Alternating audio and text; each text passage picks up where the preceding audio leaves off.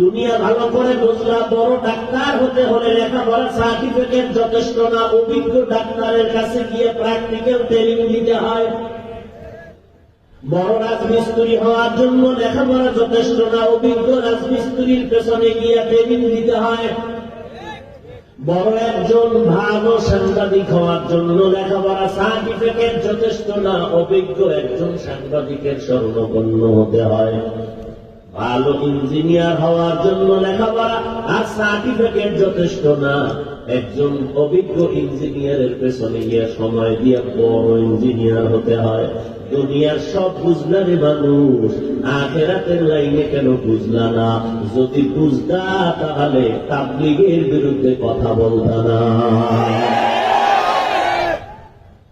কোরআন মানবো, হাদিস মানবো, তাবলীগ কেন? তাবলীগ তোমারে মানি দল, তুমি কুত্তা হয়ে মরবা, তুমি শুকর হয়ে মরবা।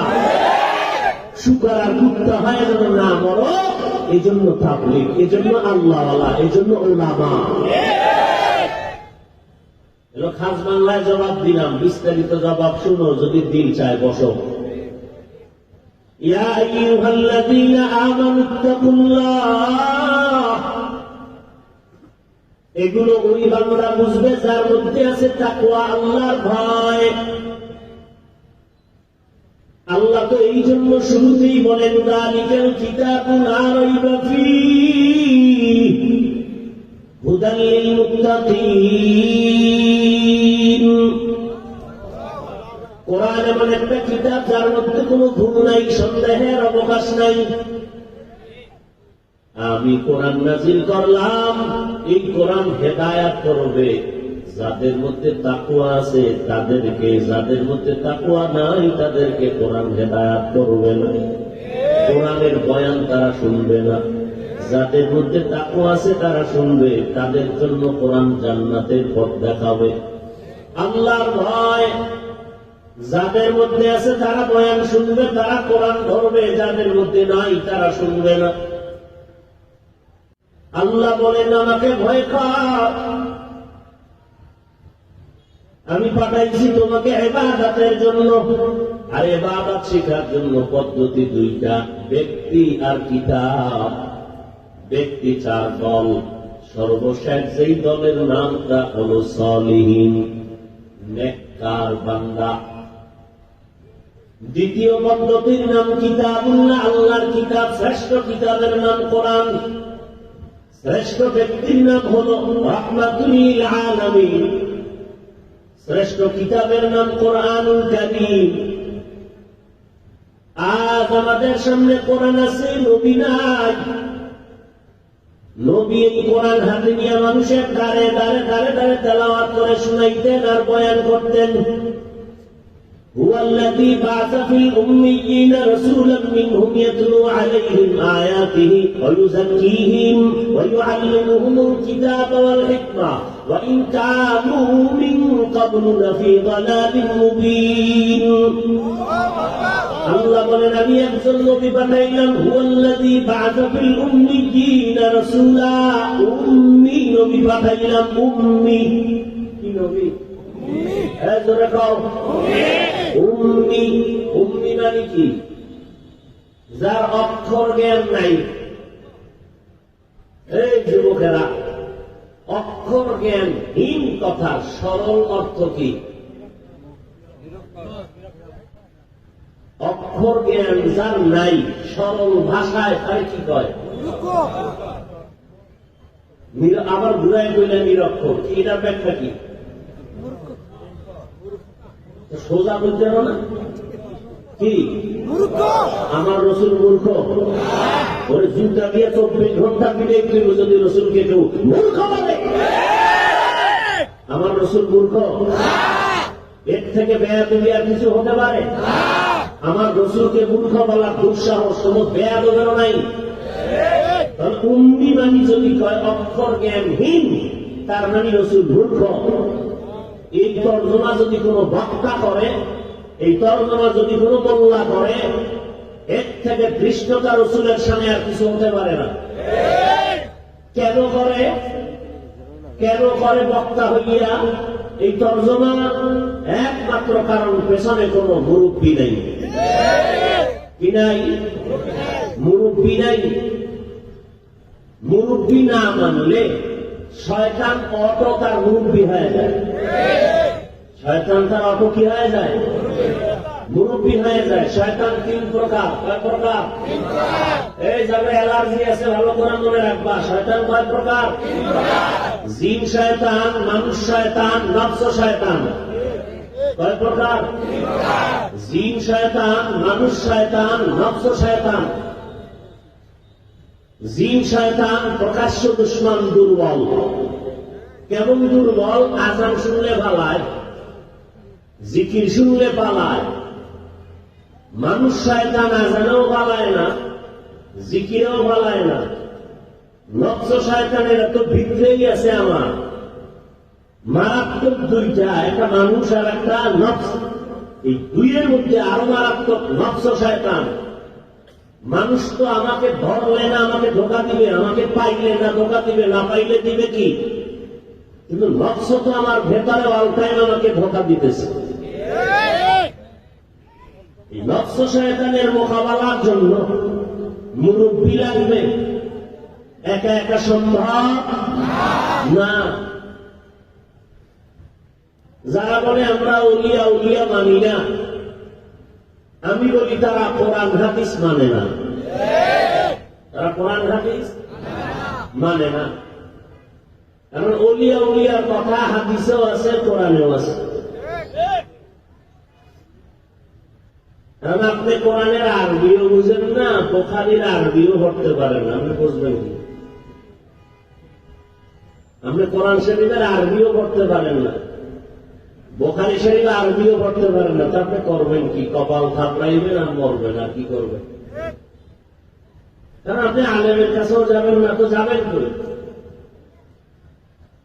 আল্লাহ বলেন আমি মানুষ বানাইলাম ইবাদতের জন্য, আর ইবাদত শিক্ষা দেওয়ার জন্য পদ্ধতি দিলাম দুইটা। একটা পদ্ধতি রিজালুল্লাহ, আর একটা পদ্ধতি কিতাবুল্লাহ।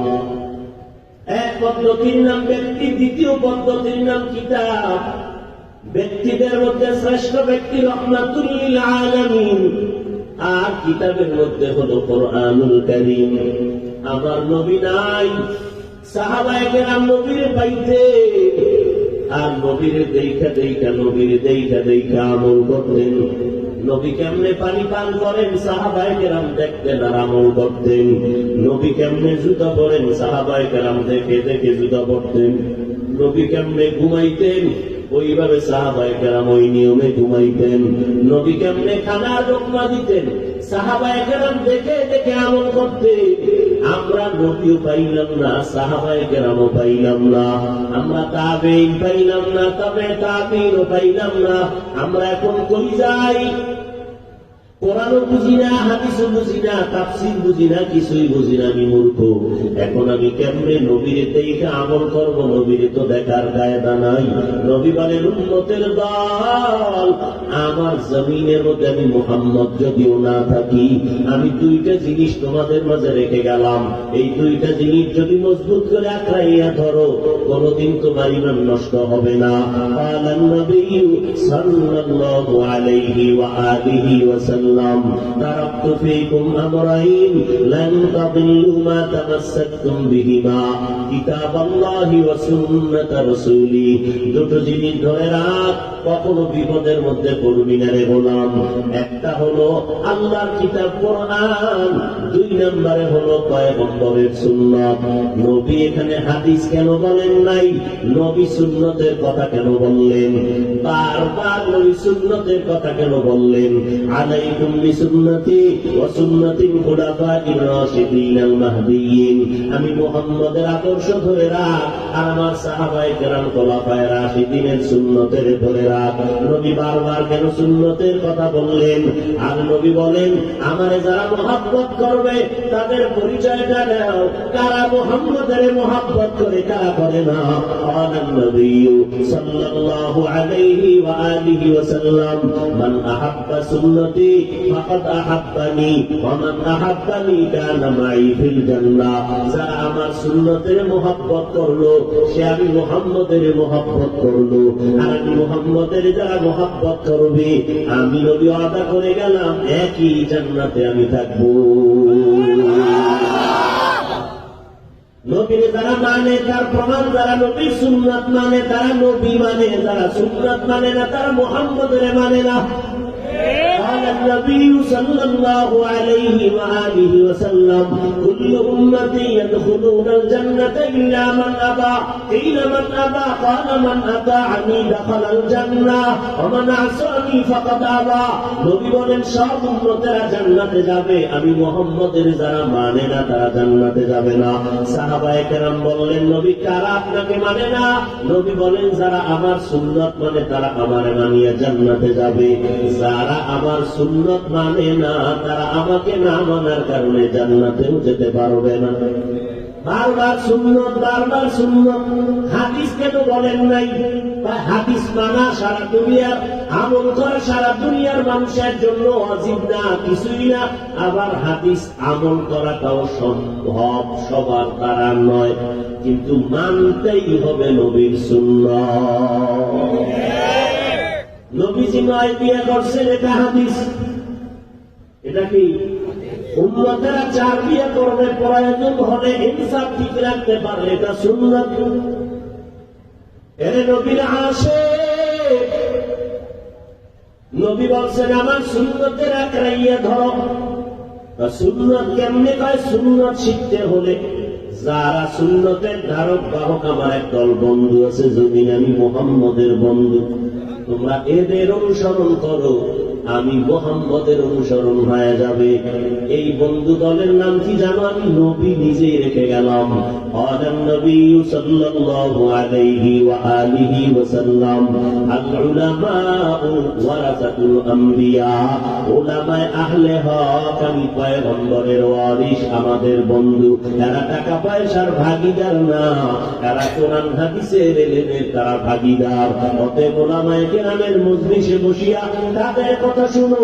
নবীজি হাদিসের মধ্যে বলেন ওই উম্মতেরা উলামায়ে আহলে হকের মজলিসে বসবা, তোমাদের কলবটা পরিষ্কার হয়ে যাবে।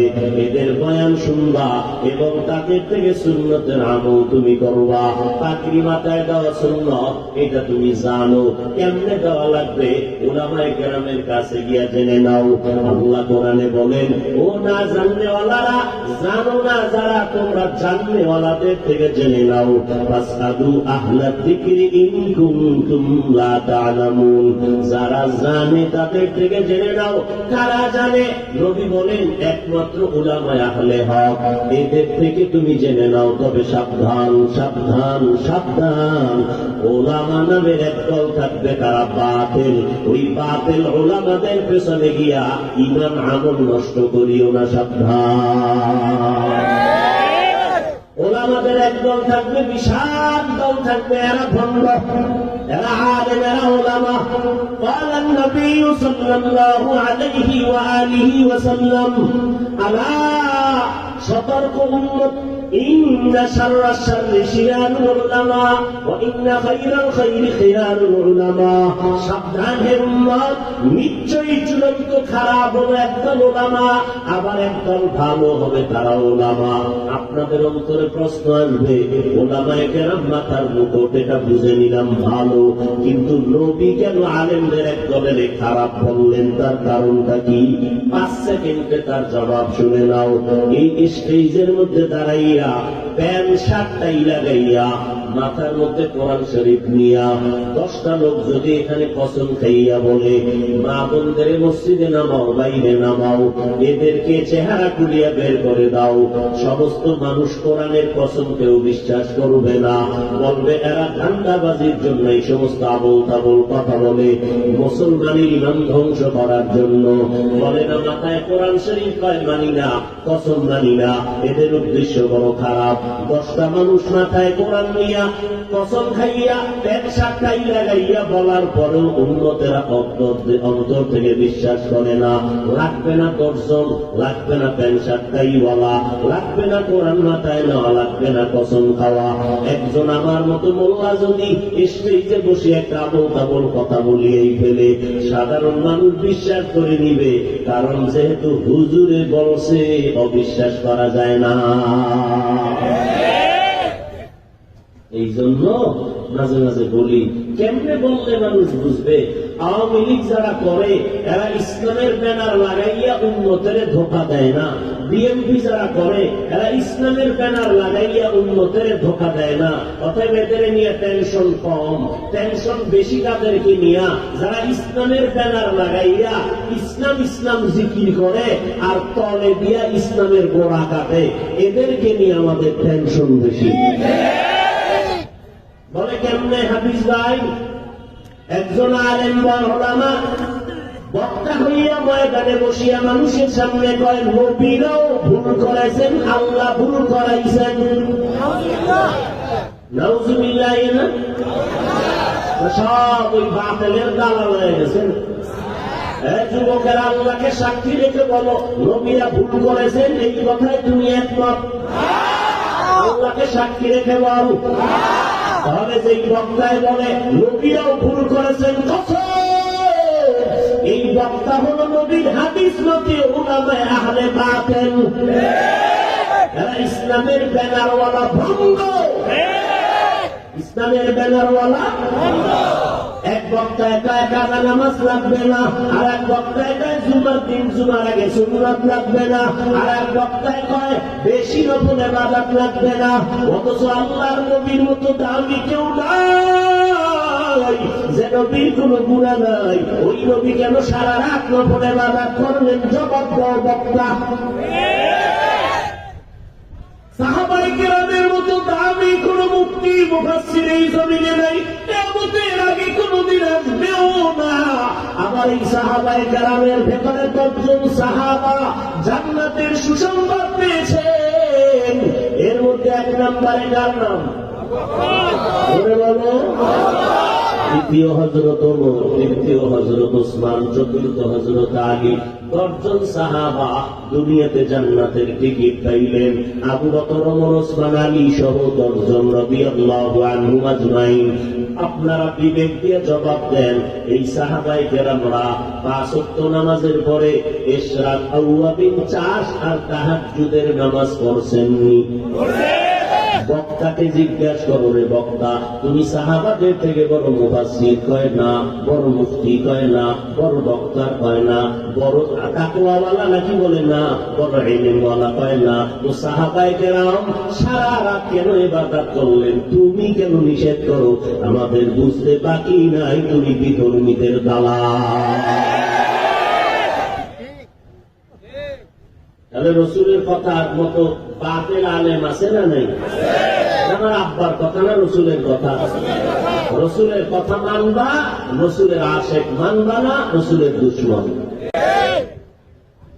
আল্লাহ তাআলা বলেন, আমি মানুষ বানাইলাম ইবাদতের জন্য, ইবাদত শিখানোর জন্য পদ্ধতি দিলাম 2টা। সর্বশেষ কোরআন শরীফ বুঝবা কেমনে? বলে উলামায়ে আহলে হক যারা, বলে চিনব কেমনে? উলামায়ে আহলে হক আর বাতিলের ডিজাইন কিন্তু এক। সিটিগুলার স্বর্ণের কালার যেমন এক, ডিজাইন এক, সব কিছুই এক, কিন্তু মানে ব্যবধান, দামে ব্যবধান। চিনার মতো কোন ব্যবস্থা আসেনি? কি কষ্টি পাথর একটা রিক্সাওয়ালার দিলে ও বের করতে পারবে কোনটা সিটি কোন স্বর্ণ? কষ্টি পাথর হলেই হবে না, কষ্টি পাথর সম্পর্কে অভিজ্ঞতা থাকতে হবে। ঠিক তেমনি ভাবে জমিনের মধ্যে যারা উলামায়ে আহলে হক আর বাতিল, দেখবা এদের মধ্যে তেমন ব্যবধান নাই, বরং তাদের দায়িত্বের বেশি। আমি তো লুঙ্গি পরা মোল্লা, তাদের দায়িত্বের অভাব নাই। টুপি আছে, দাঁড়িয়ে আছে, পাগড়ি আছে। তারাও মদিনার গান গায়, তারাও কোরআনের গান গায়। আমরাও গাই, বুঝবেন কেমনে হক আর বাতিল করে। এই দুটোটা মাপকাঠির জন্য একটা কষ্টি পাথর আছে, পয়গম্বরের সুন্নাত আর কোরআন। কথা কোরআন শরীফ ধরে আমি পারবো না, কোরআন ধরলে পারবা না। কোরআন অনুযায়ী যাদের অন্তর্চক্ষু খোলা আছে, এরা চেহারা দিয়ে তাকাইলেই বলে দিবে এরা বন্ধ। কোন চক্ষু খোলা? অন্তর্চক্ষু খোলা। অন্তর্চক্ষু দিয়া বান্দা অনেক কিছু দেখে যেটা সাধারণ মানুষ দেখতে। দলিল লাগবে না। টাঙ্গাইলের মানুষ তো দলিল ছাড়া কথা বুঝে না, কারণ মাথা গরম বানায় ফেলাইছে না, মাথা বাতে না, মাথা গরম বানায় ফেলাইছে। শোনো দলিল। قال النبي صلى الله عليه وآله وسلم اتقوا فراسة المؤمن। মুমিনের অন্তরে পাওয়ারের প্রশস্ত পাওয়ারকে তোমরা ভয় পাও। কেন? فإنه ينظر بنور الله। কারণ খাঁটি আল্লাহওয়ালা যারা, যাদের তাকওয়া আছে, এরা চোখ দিয়া দেখে না, বরং অন্তর চোখ দিয়া এত দূরের জিনিস দেখতে পায়। কেমনে দেখে? চামড়ার পাওয়ারে না, আল্লাহর নূরের পাওয়ারে দেখতে পায়।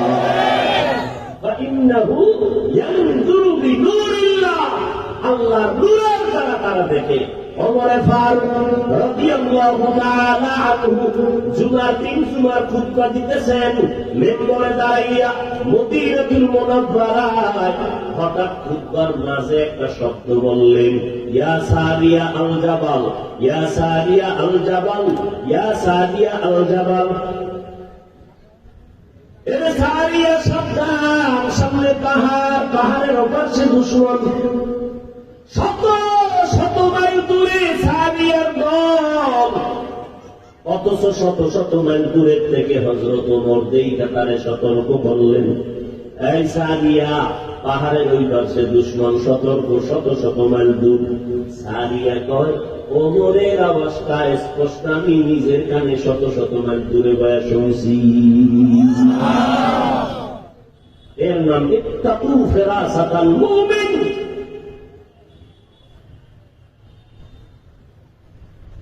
আল্লাহ তাআলা ইবাদতের জন্য পাঠাইলেন।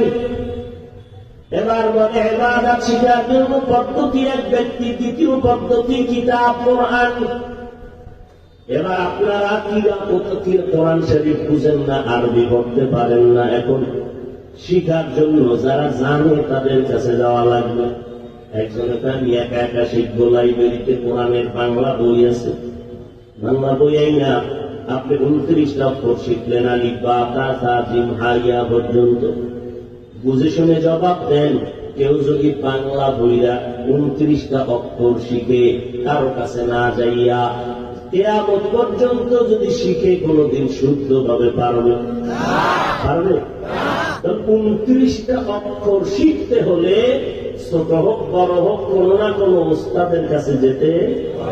29টা অক্ষর শিখতে যদি ওস্তাদ লাগে, তাফসীর কি এতই সহজ যে তুমি নিজে নিজে ভাইলে ভালো? এত সহজ? 29টা অক্ষর শিখতে ওস্তাদ লাগে, তাফসীর শিখতে ওস্তাদ লাগবে না।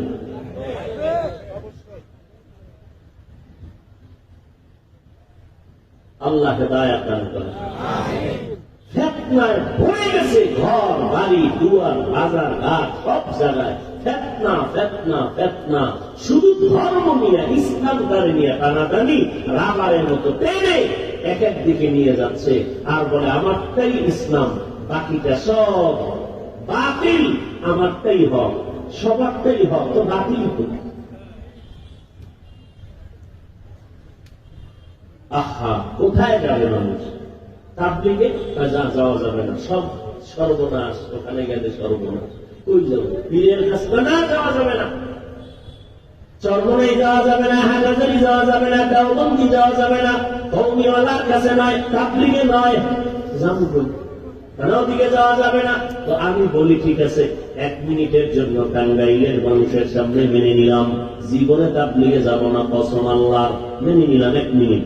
তাবলিগে যাব না, চরমনাই যাব না, উজানি যাব না, বাহাদুরপুর যাব না, নানুপুর যাব না, কোন পীরের কাছে যাব না, কওমি মাদ্রাসায় যাব না, দেওবন্দীদের কাছে যাব না, তাবলিগে যাব না, কওমিওয়ালার কাছে যাব না, হাটাজারি যাব না। এবার ঠিকানাতে আমরা যাব কই? এমন একটা ঠিকানা দাও যেখানে গেলে দাড়ি বিহীনওয়ালা দাড়িওয়ালা হবে, যেখানে গেলে শুদ্ধ সুদ ছেড়ে দিবে, যেই ঠিকানায় গেলে পাগড়ি বিহীন পাগড়িওয়ালা হবে, যেই ঠিকানায় গেলে মানুষের মোনাজাতে কান্না আসবে, মদিনার নবীর সুন্নাতওয়ালা হবে, মানুষগুলো মানবিক চিন্তায় চলবে, আল্লাহর মহাব্বত নিয়ে চলবে, কান্নাওয়ালা জিন্দেগি তৈরি হবে, সাহাবায়ে কেরামের আদর্শ মেনে চলতে পারবে। এমন একটা ঠিকানা দাও। যাব না চরমনাই, যাব না তাবলিগে, ঠিকানা দাও কোথায় গেলে নবীর দাড়িওয়ালা হওয়া যায়, কোন ঠিকানায় গিয়া বয়ান শুনলে কান্নাওয়ালা হওয়া যাবে, সুদ ছাড়া যাবে, ঘুষ ছাড়া যাবে, হারাম খোর থেকে হালাল খোর হওয়া যাবে। ঠিকানাও দিবা না, এই পথেও যেতে দিবা না, আর আমি বুঝবো তুমি ইসলামের বড় দুশমন। ঠিকানা দাও। যাব না চরমনাই, যাব না জীবনে তাবলিগে, কই গেলে দাড়িওয়ালা হবে, দাড়ি বিহীনওয়ালারা, কার বয়ান শুনলে চোখে পানি আসবে, এরকম একটা ঠিকানা দাও। তুমি ঠিকানাও দিবা না, এদিকেও যাইতে দিবা না, কি পাইছো? কি চাও তুমি? উম্মতকে নিয়ে তামাশা করো? সারাদিন রাত পায়ে ধরে ধরে ধরে ধরে মানুষকে পায়ে ধরে বলি, ভাইজান নামাজ পড়েন, ভক্তা করেন, হালাল খান, পায়ে ধরে ধরে বুঝাইতেছি একটা কথা উল্টা যেন না হয়। মাঝে মাঝে দুই একটা কথা উল্টা হয়ে গেল না, এজন্য বারবার ক্ষমা চাই ভাইজানেরা, মনে কষ্ট নিবেন না, মাফ করে দিন। আবার মুনাজাতে আল্লাহর কাছে মাফ চাই, আল্লাহ মাফ করে দেন। ও ভাইজানেরা, এত চিল্লাই ফজরের পরে বয়ান, জোহরের পরে বয়ান করে আসলাম বগুড়া এলাকায়, এইরকম প্রতিদিন 12টা মাস দৌড়াইতেছি। আগে তো নভেম্বর, ডিসেম্বর, জানুয়ারি ছাড়া ওয়াজ মাহফিল দেখাই যাইত না। এখন 12 মাস এমন একটা দিন আমার বাদ নাই যে ওয়াজ নাই, ফজরের পরে, জোহরের পরে, আসরের পরে, মাগরিবের পরে। বয়ান কইরা কি কই? ও যুবকেরা ভালো করে শুনো রে বাবা, যদি ভুল বলি দাঁড়াইয়া আমাকে ধরায় দাও, আমি তওবা করে নিব প্রাণে ধরে, কিন্তু সমালোচনা করিয়া নিজের কপালটা পুড়িও না রে বাবা। আমি বয়ান করিয়া তো এই কথা বলি না, চরমনাই না গেলে গুনাহ হবে, একবার বলি না, তাবলিগে না গেলে গুনাহ হবে, এই কথা জীবনে বলি না, পাঁচপল্লী মাথায় না দিলে গুনাহ হবে, একবারও বলি নাই, কওমি মাদ্রাসায় না পড়লে গুনাহ হবে, একবারও বলি না রে বাবা। কি বলি? যা কিছু বলি সব বলার মাকসাদ আর স্লোগান হলো দুইটা, জীবনে যতদিন থাকবা গোলামি করবো আল্লাহ, আর আদর্শ মানব মদিনাওয়ালা নবী।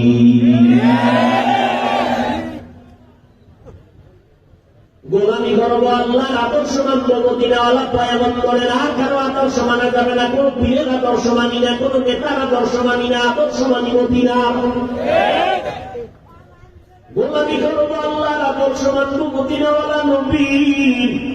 কিন্তু কপাল খারাপ, আমি আল্লাহরে চিনি না, নবীরেও চিনি না, কোরআন বুঝি না, হাদিস বুঝি না। এখন কেমনে আমি গোলামি করবো, কেমনে নবীরে চিনবো, কেমনে নবীর আদর্শ মানবো? আমার জন্য কত যারা নবীর তরিকা মতো চলে তাদের কাছে যাও, এরকম তাকওয়াওয়ালা আল্লাহওয়ালার কাছে যাও, তারা তোমাদেরকে সুন্নতের বয়ান করবে, তোমাদেরকে নামাজের বয়ান করবে। এটা গাইলে মুসলমান একটু বলেন, তাবলীগওয়ালাদের কারণে, চরমনাইয়ের কারণে, পীর মুরিদির কারণে, কওমিওয়ালাদের কারণে, দেওবন্দি হাটাজারিওয়ালাদের কারণে এই বাংলাদেশে কি পরিমাণ মানুষ, বুঝে শুনে বলবেন, গাঁজাখোর হয়েছে, বেনামাজি হয়েছে, বুঝে শুনে বলেন। থাকলে বলেন যে আমাদের এলাকায় 13 জন চরমনাই যাওয়ার পরে এখন নতুন করে গাঁজা খায়। তাবলীগে যাওয়ার কারণে আগে 2 গামছা মক্কা নেই, হ্যাঁ নাই, সবাই একমত। বড় এই জমিনের মধ্যে আমাদের মতো হুজুর টুজুর না, লক্ষ লক্ষ ইংরেজি পড়ুয়া সাধারণ মুসলমান নামাজ পড়ত না, রোজা রাখত না, পর্দা করত না, চরমনাই দেওবন্দি হাটাজারিয়ার আহলে হক ওলামা পীর মাশায়েখ আর তাবলীগে যাওয়ার কারণে আজকে পর্দাওয়ালা, নামাজি, দাড়িওয়ালা সরকারের টাকা চুরি করে খাইতো, এখন নিজেও চুরি করে না, কাউকে করতেও দেয় না। তাহলে তাবলীগওয়ালারা, এই পীর মুরিদি যারা আহলে হক, এরা ভালো করছে না খারাপ? সবাই একমত। অতএব ফাইনাল অ্যান্সার, যারা ফেসবুকে চরমনাই আল্লাহওয়ালা, উজানি আল্লাহওয়ালা এইরকম তাবলীগ কওমীদের বিরুদ্ধে ফেসবুকে লেখে আর উম্মতের বিভ্রান্ত করে, তারা ভণ্ড। বলো তারা কি? তাদেরকে যারা ভণ্ড বলে না, তারাও ভণ্ড। আল্লাহ হেদায়াত দান করুন। আরো জোরে বলেন। একটু আগেই কিন্তু বলে গেছি, গোলামি কার? না কোন পীরের? আদর্শ মদিনা, আদর্শ মদিনা না কোন পীর সাহেবের? কোন পীরের আদর্শ মানা জায়েজ নাই, আদর্শ মানি মদিনা। কথা ঠিক? আমার আল্লাহ আসল, আমার রসুল আসল, আর এই দুই আসলকে যারা মানবে তারা আমার আপন। আমার পীর সাহেব আমার আপন, আসল না। আসলকে? আসলকে এক আমার আসল আল্লাহ, দ্বিতীয় আমার নবী। আমার মা বাপ আপন, আসল না। ভাই আমার আপন, আসল না। উস্তাদ আমার আপন, আসল না। পীর আমার আপন, আসল না। ওলামায়ে কেরাম আমার আপন, আসল না। আমার পীর, মা বাবা, উস্তাদ, ভাই বোনেরা আপন কতক্ষণ? আমার আসল মেনে চলবেন যতক্ষণ। আসলকে? দ্বিতীয় নবী। এই দুই আসল মেনে যারা চলবে তারা আমাদের আপন। এই দুই আসল যদি দেখি আমার আব্বা মানে না, আব্বা আমার আপন না। এই দুইটা আসল যদি দেখি আমার পীর মানে না, খোদার কসম আমি ওই পীরকেও মানতে পারি না। এর থেকে সহজ বয়ান আর কি আছে? শিখায় দাও। এর থেকে আর সহজ কেমনে বলা যায় বলো? আমরা পীরের গোলামি করি, তাহলে আমাদেরকে বাঁকা নজরে দেখো কেন? আবার কিছু বললেই বলে হিংসা করি, হিংসা করি, হিংসা করি। খোদার কসম ভালো করে মনে রাখবেন, এই কথা জীবনে ভুলবেন না। বন্ধদের বিরুদ্ধে, বাতিলের বিরুদ্ধে কথা বলা ঈমান, এটা হিংসা নয়। রাসূল বাতিলের বিরুদ্ধে বলেন নাই, সাহাবায়ে কেরাম বলেন না। আমরা বাতিলের বিরুদ্ধে বলবো, হিংসা নয়, এটা ঈমানের তাগিদে বলি, হিংসার নজরে না। আরে হিংসাই যদি করতাম তাহলে পাঁচপল্লি টুপি মাথায় দেওয়ার পরে অন্য টুপির বিরুদ্ধে বলতাম? বলছি? হ্যাঁ? যদি অন্তরে হিংসা থাকতো, লম্বা জামা পরার পরে অন্য পোশাকের বিরুদ্ধে বলতাম? কোনদিন বলি নাই। যদি অন্তরে হিংসা থাকতো, কওমি মাদ্রাসায় লেখাপড়া করেছি, আলিয়ার বিরুদ্ধে বলতাম, স্কুল কলেজের বিরুদ্ধে বলতাম? কোনদিন বলি নাই। বড় আমি চ্যালেঞ্জ করে বলি, সব ময়দানে ওই স্কুল কলেজের যুবক, স্কুল পড়ো, কলেজে পড়ো, কোনদিন স্কুল কলেজ ছাড়বা না। কেউ বুঝাইলো ছাড়বা না, বুড়ো মাদ্রাসায় আসবা না। আমার চ্যালেঞ্জ। যারা স্কুলে পড়ো, কলেজে পড়ো, কেউ বুঝাইলো তোমরা স্কুল কলেজের লেখাপড়া বাদ দিয়ে মাদ্রাসায় জীবনেও যাবা না। দোয়াও করি, চ্যালেঞ্জও করি, বুঝাইয়াও দিয়া যাইলে বাবা, কারণ আমার মাদ্রাসায় তোমার ছেলে লাগবে না, তোমার সন্তান আইসা ডিস্টার্ব করার দরকার নেই। আমার মাদ্রাসায় আলেম ওলামা পীর মাশায়েখের অভাব নাই, ইমামের অভাব নাই, মুত্তাকির অভাব নাই, মুফাসসির মুহাদ্দিসের অভাব নাই। কিন্তু আমার সোনার বাংলায় মুসলমান আদর্শওয়ালা ডাক্তারের অভাব, ইঞ্জিনিয়ারের অভাব। আমার দেশে মুসলমান ডিসির অভাব, মুসলমান আদর্শওয়ালা এসপির অভাব, ওসির অভাব, এমপির অভাব, মন্ত্রীর অভাব। অতএব তুমি স্কুল কলেজে পড়ো, আদর্শওয়ালা ডাক্তার হও, আদর্শওয়ালা ইঞ্জিনিয়ার হও, আদর্শবান ডিসি হও, আদর্শবান এসপি হও। আর যদি আমার সোনার বাংলাদেশের প্রত্যেকটা জেলায় থানার মধ্যে ওসি, ডিসি, এসপি মুসলমান আদর্শবান হইত, কোরআনের বয়ান করতে আমাদের কোনো পেরেশানি লাগতো না। তাহলে মুসলমান, তুমি স্কুলে পড়ো, কলেজে পড়ো, আদর্শবান ডাক্তারের অনেক দরকার, আদর্শবান ইঞ্জিনিয়ারের বহু দরকার না দরকার না? বহু ডাক্তার আছে, আদর্শ নাই। বহু ইঞ্জিনিয়ার আছে, আদর্শ নাই। নবীর গালি দেয়, ইসলামের বিরুদ্ধে কথা কয়, আলেমের বিরুদ্ধে কয়, আছে না নাই? বহু ডক্টর আছে, লাভ কি? আদর্শ ঠিক নাই, নবীর তরিকা মতো চলে না, আলেম ওলামারে সম্মান করে না, নবীর আদর্শ মতো চলে না। চলে না তো চলেই না, কেউ যদি চলে তাও পছন্দ করে না। অতএব স্কুল কলেজে পড়ো রে বাবা। আমি স্কুলের বিরুদ্ধে বলি না, কলেজের বিরুদ্ধে বলি না।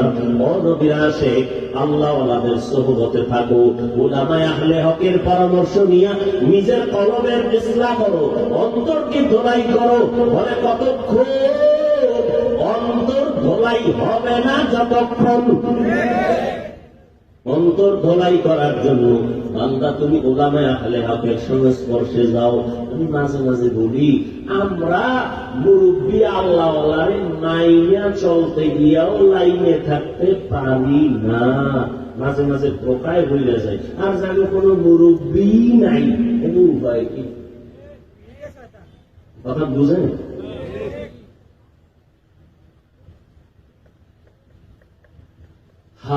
আল্লাহ হেদায়েত না দিলে কিছু করার নাই।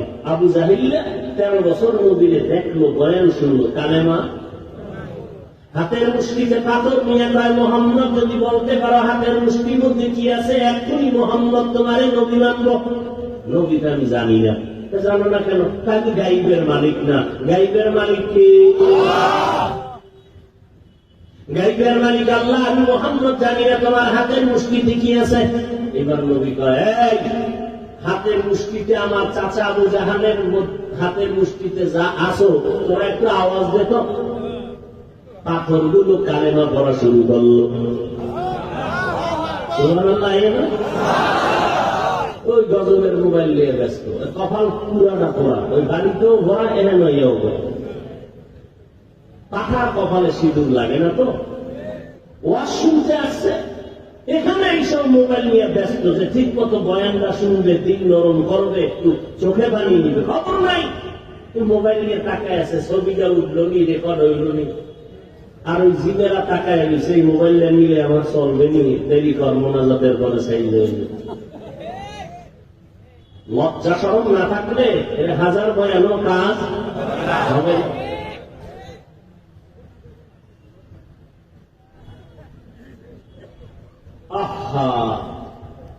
বিনা কারণে ছবি তোলা হারাম। সমস্ত দুনিয়ার ওলামায়ে কেরাম একমত। এই ছবি তুলো কেন? এমনি স্পষ্ট কবিরা গুনাহ, হারাম। আলেমরা পাগল হয়ে গেছে ছবি তোলার জন্য। আমারও কোনো কসুর, পাগল হয়ে গেছে মোবাইল নিয়ে ছবি একটা কেমনে তুলবে। আমার ছবি তোমার মা দেখবে, তোমার বোনেরা দেখবে, হালাল না হারাম? তুমি ছবি তুলো কেন? তোমার যদি বয়ান নেওয়ার ইচ্ছা থাকে, তাহলে মিডিয়াওয়ালারা রেকর্ড করতেছে, তাদের রেকর্ড সুন্দর হবে, ওখান থেকে তুমি ডাউনলোড করে নিও। তুমি বসে বসে আকাম করো কেন? কপাল ঘুরতে হবে তো। এই জন্য বয়ে বয়ে মোবাইল নিয়ে গজবে পড়ে আসো। কারণ ভাত না দিলে কলিজা ঠান্ডা, যদি মোবাইল দেয় সারা রাত মোবাইলের মরা কাবায় কাটায় দেয়। নামাজ নাই, রোজা নাই, মা নাই, বাপ নাই, সন্তান নাই, স্ত্রী নেই, সব ধ্বংস করে ফেলেছে এই গজবের মোবাইল। চরিত্র পর্যন্ত ধ্বংস হয়ে গেছে। চেহারা দিয়ে তাকাইলে মনে হয় তা মানুষ না, কুকুর শুয়ারের থেকেও খারাপ হয়ে গেছে। আব্দুল্লাহ ইবনে আব্বাস বলেন, মানুষ নেক কাজ করলে 5টা পুরস্কার নগদ পায়। কপালের মধ্যে দেখা যায় তার নূর, আর গুনাহ করলে তারও 5টা শাস্তি। এক, কপালে দেখা যায় তার গুনার প্রকার, গুনার অবস্থা। যাদের চোখ খোলা, তাকওয়ার চোখ আছে, তারা কপালের দিকে তাকাইলেই বুঝতে পারে এটা হারামখোর না হালালখোর, এটা জিনাকার না এটা আরেকটা ভালো মানুষ। কপালে তাকাইলেই বোঝা যায় এর গুনার হালাত কেমন।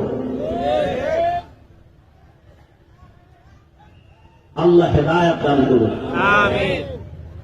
পাগল এই মোবাইল নিয়ে, পাগল আর পাগল।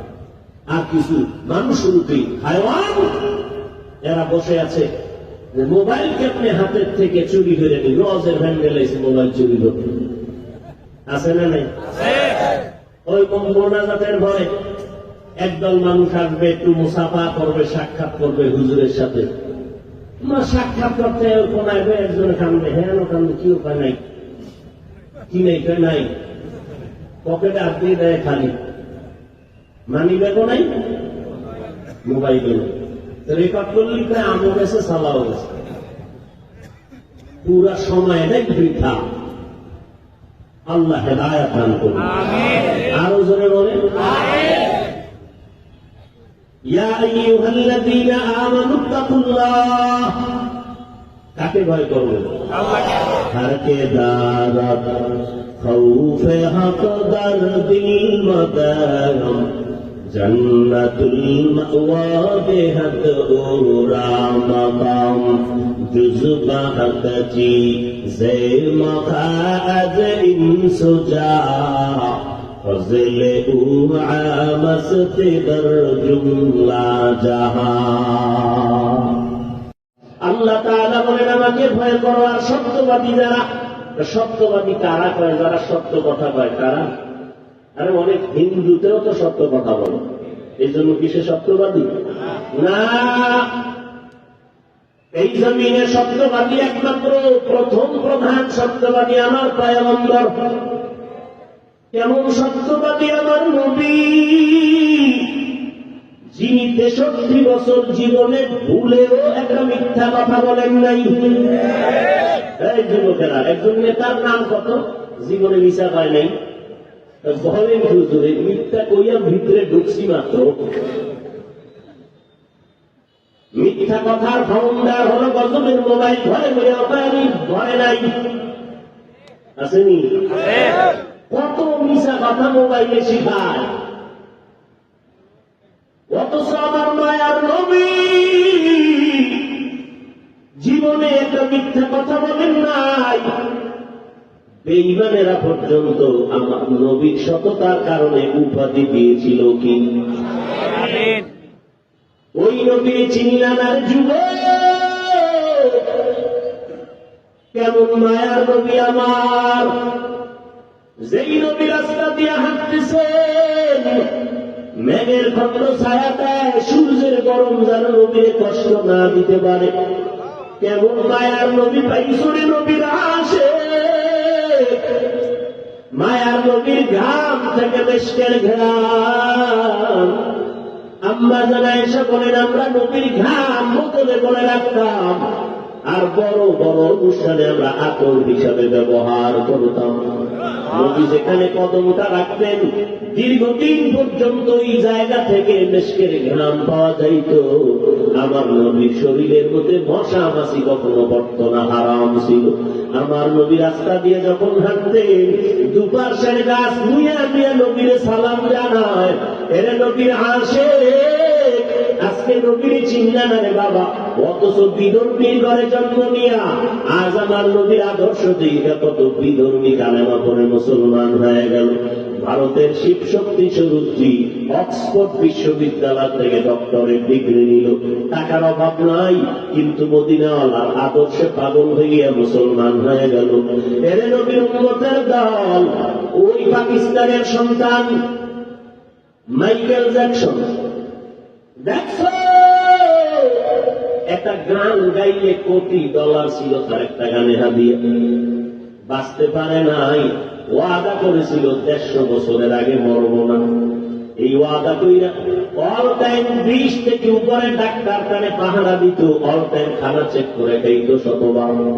কিন্তু 50-এর কোঠায় যখন মাইকেলের পা পড়ে গেল, মাইকেল ঘুমাইয়া গেছে, চতুর্দিকে ডাক্তার পাহারা দেয়। 150 বছরের আগে যেই মাইকেল মরবে না বলে প্রস্তুতি গ্রহণ করলো, হঠাৎ করে ডাক্তারেরা দেখে ঘুমের মধ্যে জান চলে গেল। ডাক্তার কান্দে, বুঝতে পারি নাই কখন আজরাইল এসে জীবন নিয়ে গেল। আরে যুবক, কয়দিন আর বাহাদুরি করবি? কিসের বাহাদুরি করো রে বাবা? টাকার বাহাদুরি, ক্ষমতার বাহাদুরি না, না। তোমার আমার থেকে মনে করো বাহাদুর, নমরুদ, হামান, ফেরাউন, কারুন, সাদ্দাত হয়ে গেল, এদের তো কোনো অস্তিত্ব নাই।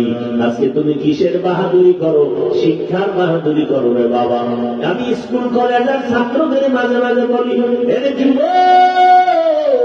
যাদের লেখা বই পড়িয়া ইংলিশে কথা কও, এই বইটা যে লেখছে তার আদর্শটা কত ভালো হওয়ার কারণে আজকে সব ছাত্ররা তার বই পড়ে। তোর মতো গাঞ্জাখোর হইলে আর বই জীবনে কেউ পড়তো না। তোর মতো মোবাইল চালানোওয়ালা হইতে জীবনে আর বই পড়তো না। তুই মরে যাবি। এরা জীবনটাকে কি গড়ায় গেলেন, মরিয়াও গেলেন, মরিয়া অমর হয়ে থাকলেন। তার লেখা বই সব কলেজের ছাত্ররা পড়ে, ছাত্রীরা পড়ে, শিক্ষিত হয়। তাহলে যার লেখা বই পড়িয়া শিক্ষিত হইনি, তাদের চরিত্র কেমন ছিল, তাদের আদর্শ কেমন ছিল? তোমার মনটা চায় না যে তুমি মরিয়া গেলে মানুষ দোয়া করবে?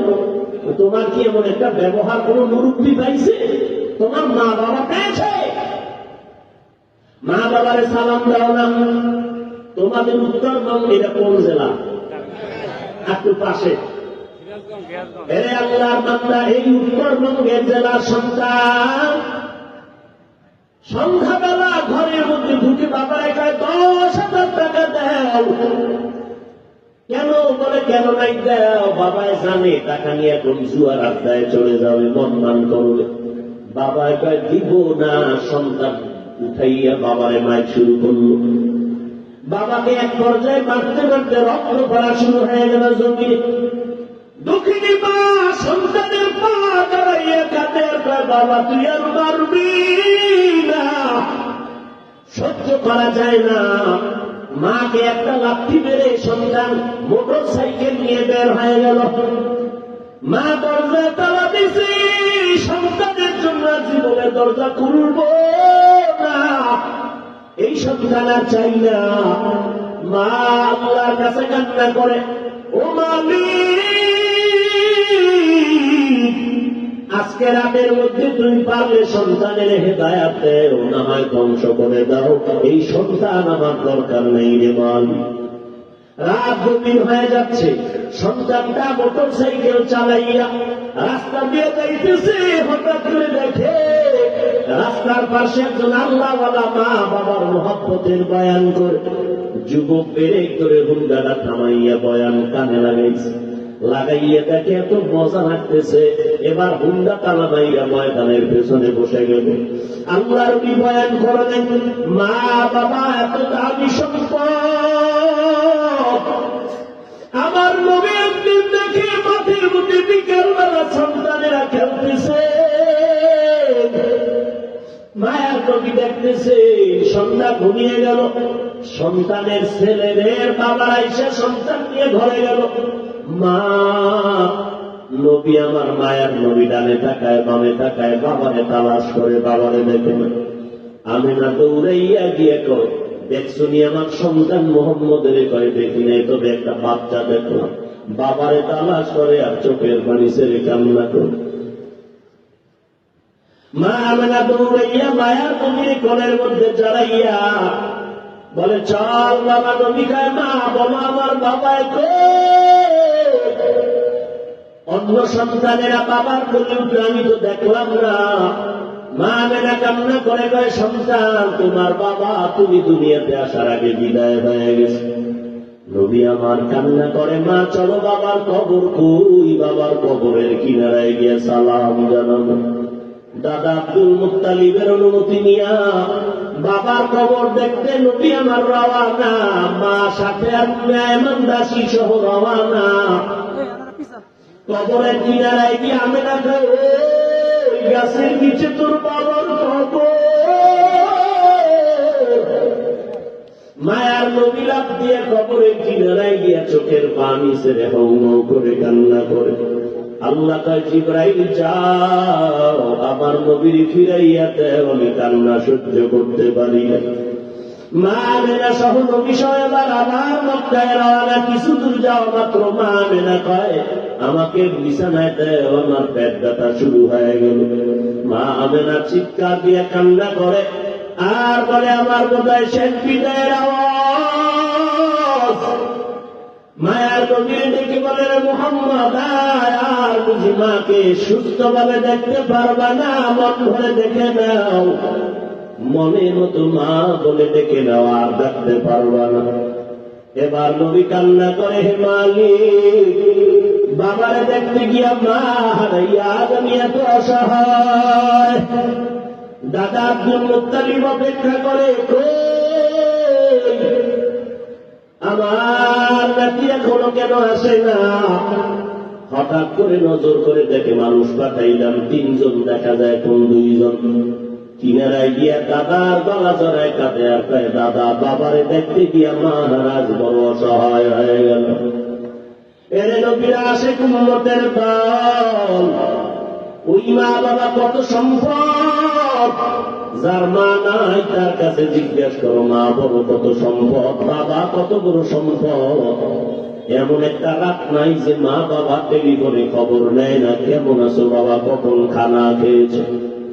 রাতের বেলা অসুস্থ ছিলাম, রাতের বেলা ঘুমাইতেছিলাম, আমি অসুস্থ, কেউ নাই ঘরে, আমার বাবাই ঘুমায়, ভাই বোনেরা ঘুমায়, কিন্তু রাতের গভীরে দেখি মা ঘুমায় না, সারা রাত আমাকে বসে বসে পাহারা দিয়েছে।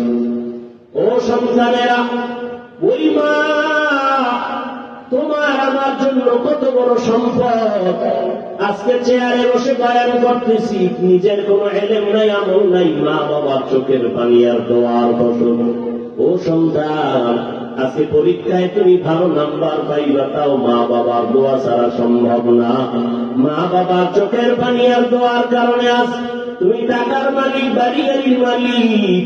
ওই মা বাবার বর্তমান ওনার যুবক, ওই সন্তান বয়ান শুনিয়ে এক পর্যায়ে এত কান্নাই শুরু করলো, কান্নার এক পর্যায়ে বেহুশের মতো হয়ে গেল।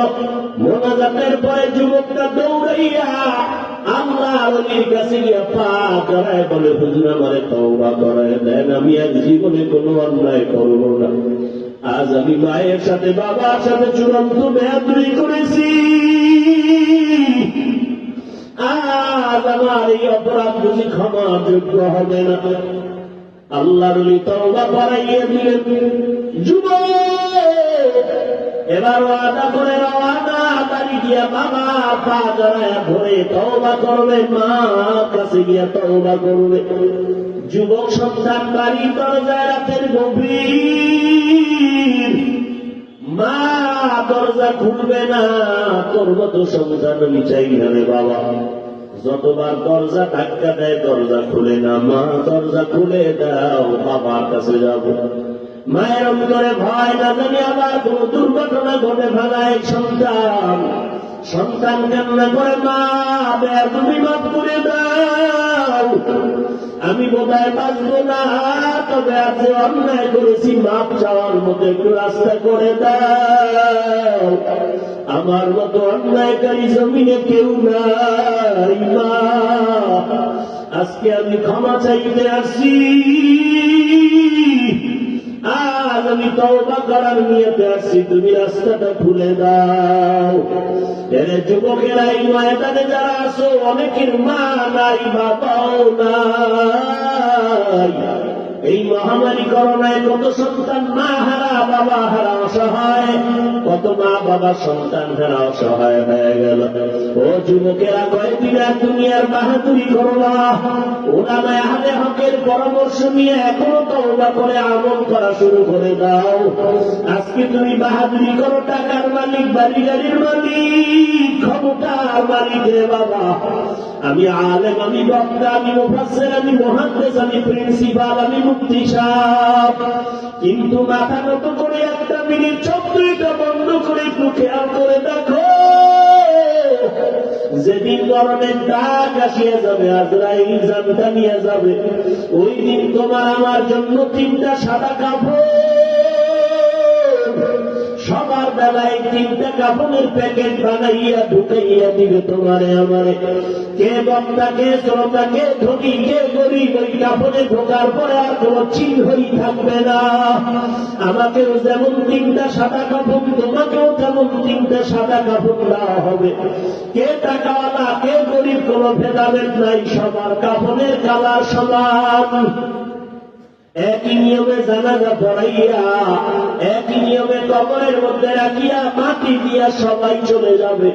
আজ আমার ভক্তবৃন্দের অভাব নাই, আমার বন্ধুর অভাব নাই, কিন্তু যখন মরিয়া কবরে চলে যাব সবাই রাখিয়া যাবে, কেউ আমার সঙ্গে যাবে না।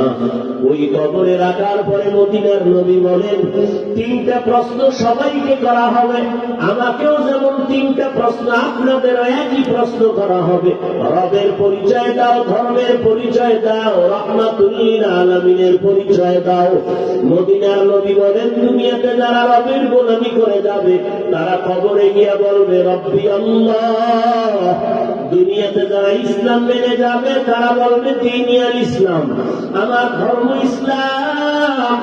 দুনিয়াতে যারা নবীর সুন্নতের আমল করবে, আঙ্গুলের নখগুলো কেমনে রাখবা সেখানেও নবীর সুন্নাত যারা মানবে, মাথার চুলগুলো কেমনে রাখবা সেখানেও নবীর সুন্নাত যারা মানিয়ে চলবে, জুতা 2টা কেমনে পায়ে করবা সেখানেও নবীর সুন্নাত যারা মেনে চলবে, বাথরুমে কেমনে ঢুকবা বের হইবা সেখানেও নবীর সুন্নাত যারা মানবে, ওরা নবীরে দেখাইয়া বলবে ছিল